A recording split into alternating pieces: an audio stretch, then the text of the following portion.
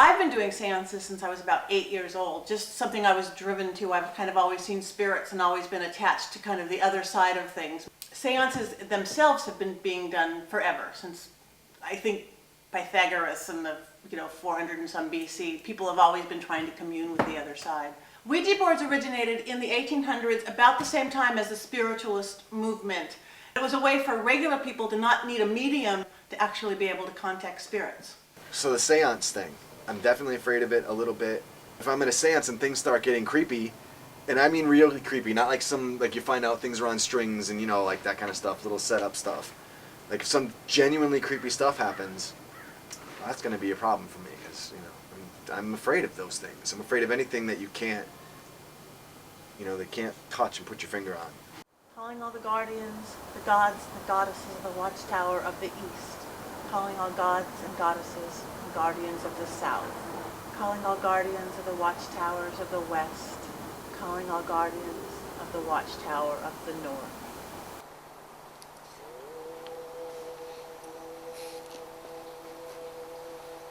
So Kai, what we have here is a lot of representation of some of the spirits we're going to bring back from just representation of all the different entities. So the more we could really picture them, the better. So if you need to stare at something, or whether it's upside down or the different things, go for it.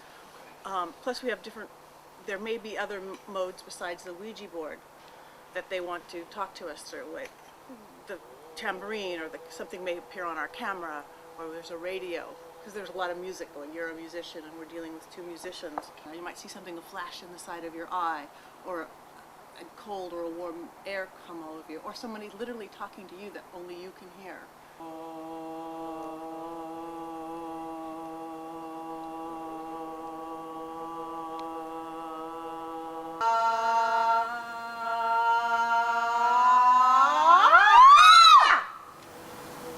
King Solomon, show us your presence.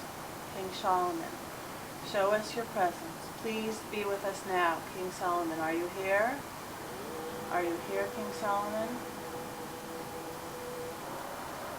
4. Yes, 4. You. Yeah, testing. See, sometimes they're very literal. But you see it. Spirits, please show Kai a sign. Give Kai a sign now. I have scared myself many times, and sometimes I get off on doing it. It's like fun, you get yourself in a situation, you get scared. How can you prove that wasn't you? Alright, example. I went into a graveyard once. I walked into this graveyard, and I didn't say anything, I didn't vocally say anything, but I did put it with everything I had, that if there's anything here, you need to show me, because I don't believe it. And I was very defiant and whatever, and I got this horrible feeling over my body, I was all prickly, like that, scared, totally scared. And I heard what sounded like a throaty growl, come out from by a group. I did, and I ran, and I was terrified, absolutely terrified.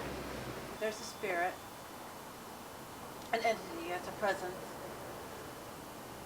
It's literally almost, you see that little round spot on that one, directly down from that, picture it. It'll probably form if you focus. See that little round spot? And down about a foot. And almost like a ball shape, gray. No? I believe. Dude. See it? Come here, Kai. Dude, I'm not kidding. Kai. I just saw something. Okay, we're within the circle. The circle is spreading. We're okay. Wait. I'm supposed to leave the circle. It's okay. He's within the Thank you, patient spirit. I do see it. They're floating. Okay, yeah, we have spirits here. What the hell?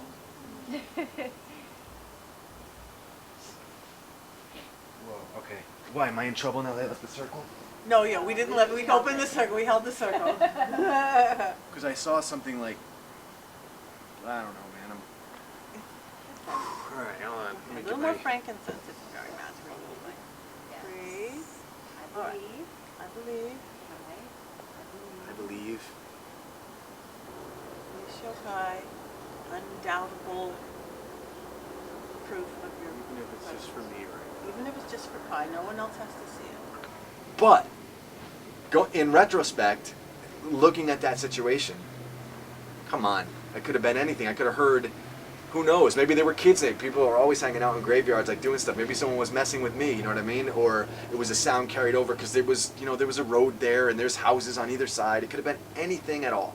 Anything at all. And I just scared myself. Before I started thinking that way, I actually used that as like, wow, there must be something. That doesn't mean anything. Nothing. My personal opinion about Ouija boards is, would you go and ask advice from the people who hang out in front of 7-Eleven?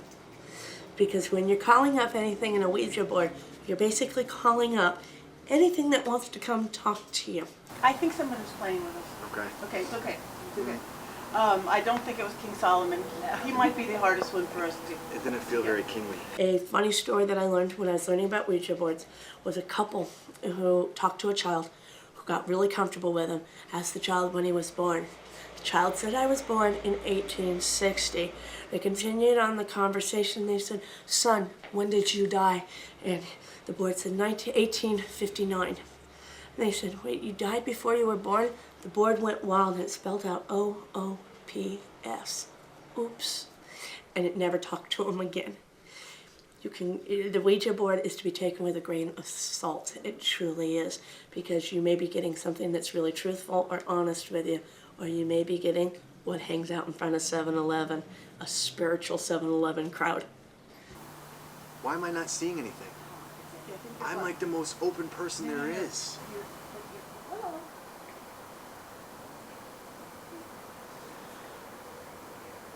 There's them like rustling as they like leave. What? I see you pointing. There's something above you. It's an animal. Yeah. It's an animal that just as you were closing the circle. Shut up. Really? No. Yep. It's. Oh, it's like those are the Oh, what shells. is that? Oh, what is it? A rabbit? I love raccoons. See? See? There's a sign. See, you know what I mean? They're nature's bandit.